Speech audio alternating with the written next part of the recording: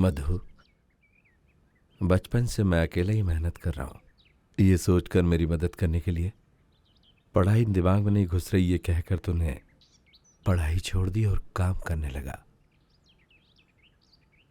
अब तेरे दोनों भाई अच्छी जगह पर हैं, दोनों देवर को अच्छी पगार मिलती होगी, ये तेरी पत्नी सोचती होगी। देख मधु, ऐसा नहीं है कि पढ़ा लिखा ही कुछ कर सकता है। हिम्मत और हौसला हो तो कोई भी कुछ भी कर सकता है। तेरा दिमाग भी अच्छा है, तू कुछ भी कर सकता है, और फिर तेरी मदद के लिए सब के सब हम मौजूद तो हैं ना।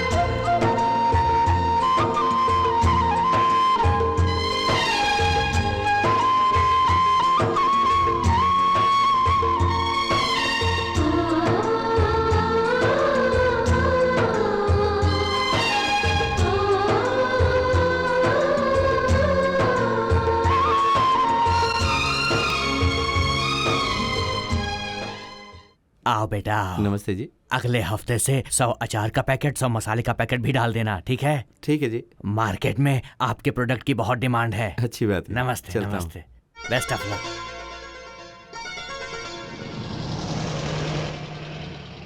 ये बॉक्स अंदर रख दे। ठीक है मालिक। हमें आपका और माल नहीं चाहिए, समझ गए ना? ऐसा क्यों? आपका माल मार्केट में बिल्कुल नहीं बिक रहा है, पूरा स्टॉक वैसे ही का वैसा पड़ा है, सिर्फ रुचि मसाला बिक रहा है। अपने दामाद को हमेशा कम समझते रहे आप, अब क्या कहेंगे? कुछ भी हो, अगर वो अच्छा रहेगा तो अच्छी बात है ना। वो लोग खुश रहेंगे तो मैं भी खुश रहूंगा। कौन है बे वो? इतने सालों से मैं व्यापार कर रहा हूँ, अभी अभी आया है वो, मुझसे मुकाबला करेगा? उसे आगे बढ़ना नहीं चाहिए, उसे यहाँ बुलाओ, मैं बात करता हूँ।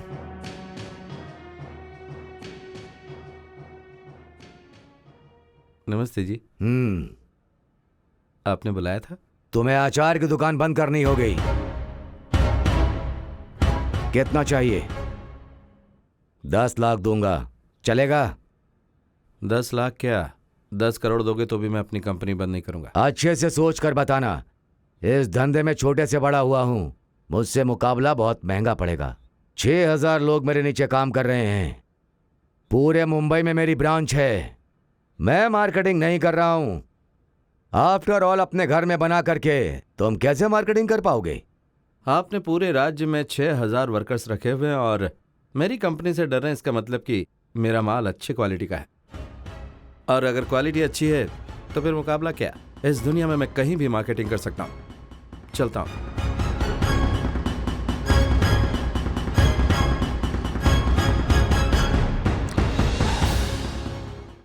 यहाँ पर नहीं साहब। यहाँ पर?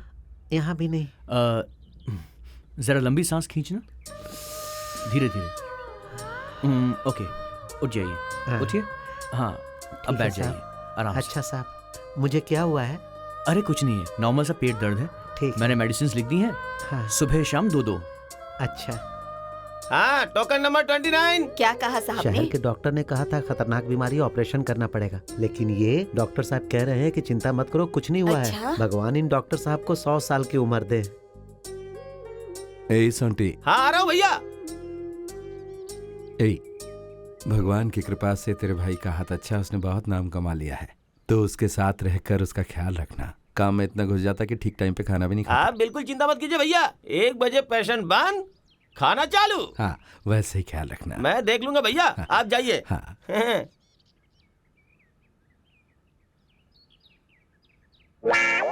अरे अरे, इतनी चोट आपको कैसे लग गई? कोई एक्सीडेंट हुआ क्या?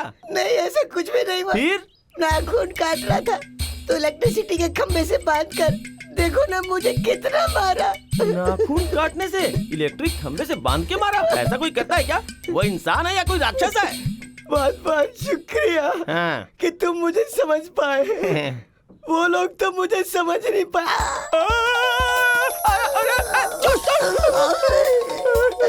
नाखून काटने का मतलब उंगली काटना? तुझे मारना नहीं चाहिए, मार डालना चाहिए। अरे मुझे कहीं सेप्टिक ना हो जाए। हमारे दोनों गांव के बीच में एक मल्लिकार्जुन स्वामी का मंदिर है जिसकी हालत इस वक्त बहुत खराब है। इतने दिनों तक हमारे गांव वाले कुछ करेंगे ये सोचकर तुम्हारे गांव वाले, और तुम्हारे गांव वाले कुछ करेंगे ये सोचकर हमारे गांव वालों ने इसे ऐसे ही छोड़ दिया। ये मंदिर जितना आपके गांव का है उतना ही हमारे गांव का भी है, इसलिए हम दोनों गांव वाले मिलकर इसका जीर्णोद्धार करेंगे और हमें उसके बाद इसका अच्छे से अभिषेक करना चाहिए, और इसलिए ये कमेटी बनाई गई। इस कमेटी में दोनों गांव के बड़े बड़े लोग हैं। कमेटी प्रेसिडेंट के लिए अगर आपको किसी का नाम चुनना है तो गोपाल जी का नाम और लक्ष्मीपति जी का नाम ज्यादा सुनाई दे रहा है, इसलिए हम सब अच्छे से सोचकर ठीक से विचार करके सभी की राय सहमति के बाद श्री गोपाल राव जी ही प्रेसिडेंट पद के लायक हैं। इस कमेटी ने ये फैसला लिया है। दोनों गांव वाले मिलकर चंदा इकट्ठा करेंगे और इस शुभ कार्य को सफल बनाएंगे, ऐसी मैं सबसे विनती करता हूं। तो हमें ये काम शीघ्र शुरू कर देना चाहिए। ये क्या अभी तक नहीं आए? क्या है? टाइम देखिए, 10:10 हो रहे हैं। 10 का टाइम है ना? अभी तक आए नहीं डॉक्टर। डॉक्टर को टाइम की वैल्यू होनी चाहिए, एक मिनट की वैल्यू होनी चाहिए। आप कौन है जी? मैं भी एक डॉक्टर हूँ। ओह, आप भी डॉक्टर हैं? डॉक्टर का मतलब मैं डॉक्टर नहीं, हाँ? डॉक्टर की होने वाली बीवी हूँ। ओह, अच्छा, आप कौन है? हाँ? वो मैं यहाँ टोकन देता हूँ जी। हटिए। हाँ। हटिए ना। हाँ। अच्छा, डॉक्टर का कोई बड़ा भाई भी है, वो कैसा आदमी है? कैसा आदमी मतलब? वही गुस्से वाला है, ऐसा सुना है। आप उनके बारे में क्यों उस पूछ भैया रही का नाम सुनते ही डॉक्टर की पैंट गीली हो जाती है, गीली। डॉक्टर पढ़ा हुआ लड़का है, कोई ऐसे डरता है क्या? कितनी गलत बात है। बहुत गलत है। होने दो, पहले डॉक्टर के साथ शादी हो जाए, उसके बाद सब ठीक कर दूंगी। क्या करने वाली हैं? क्या करूंगी? हाँ? शादी करके 1 साल में जुड़वा बच्चे पैदा करूंगी और उसके हाथ में दे दूंगी। जब वो बच्चे 5 साल के हो जाएंगे ना, तब उसे बड़ा परेशान करेंगे। इस तरह से अपना बदला लूंगी। ये डॉक्टर कब आएगा क्या पता। ठीक है, आप एक काम करिए। हाँ। जब डॉक्टर आ जाए ना, तो मैं यहाँ आई थी ये बता दीजिएगा। यही कि जी वो मेरा नाम बताया नहीं ना? हाँ। नंदिनी। हाँ जी। क्या कहेंगे? यही जी कि नंदिनी जी आई थी और चली गई। गुड। हाँ। काफी आगे जाएंगे आप।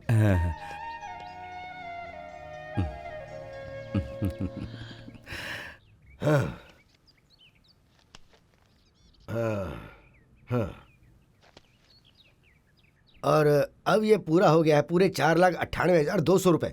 और तुमने जितना दिया उतना तो मैं नहीं दे पाऊंगा, पर इस भगवान के कार्य के लिए मेरा चंदा 1,800 रुपए है। और अब हो गए पूरे 5 लाख। ठीक है यार, मैं शहर जाकर ये पैसा बैंक में जमा करवा के आता हाँ हूँ। ठीक है, वैसे मैं भी तुम्हारे साथ चलता, लेकिन शाम को इंस्पेक्टर इंस्पेक्शन के लिए आ रहा है। कोई बात नहीं, हाँ। मैं चलता हूँ।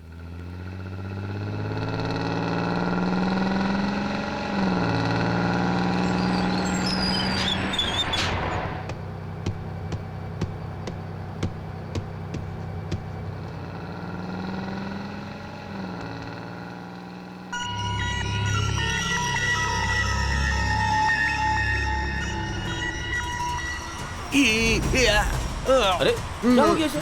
क्या हो गया? अरे जरा बंद करो भाई।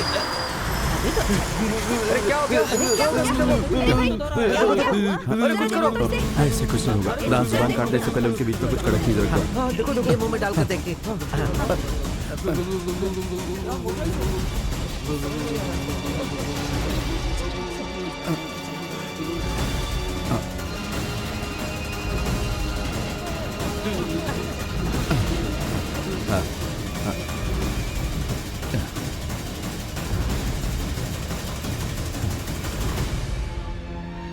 आप लोग जाइए अपनी अपनी सीट पे बैठिए, जरा इन्हें हवा आने दीजिए। अब कैसा है बेटा? ठीक है।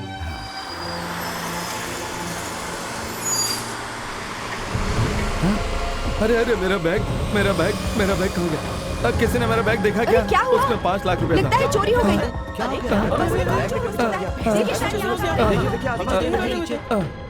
मेरी सोच गलत नहीं हुई।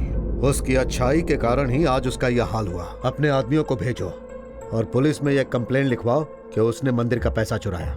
इस समय पुलिस स्टेशन का एसआई उसका भाई ही है। वह खुद जाकर अपने भैया को अरेस्ट करेगा और उसे ले जाकर थाने में बंद करेगा।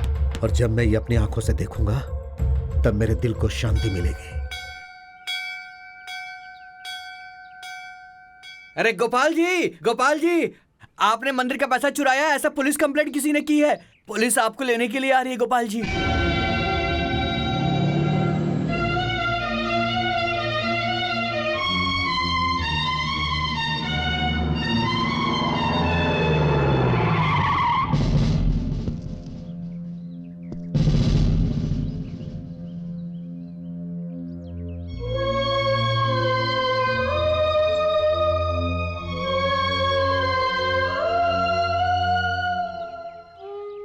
देखो गोपी, अब तुमने ये वर्दी पहन ली है।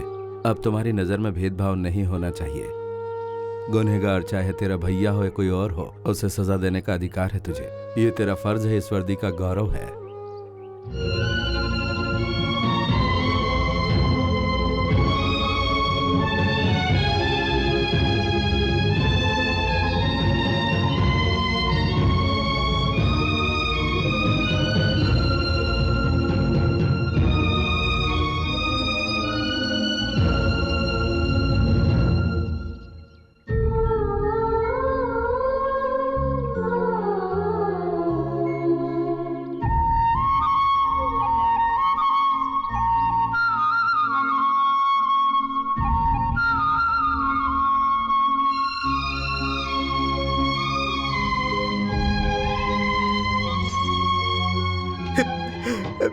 भैया, ए गोपी, क्या कर रहा तू? हाँ? मुझे माफ कर दो भैया।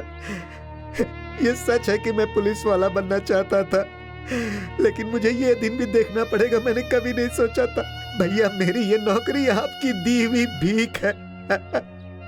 आपको हथकड़ी लगाकर अपनी नौकरी बचाने से अच्छा कि मैं अपनी जान दे दूं। मैं ये काम नहीं कर सकता भैया, नहीं कर सकता, नहीं कर सकता।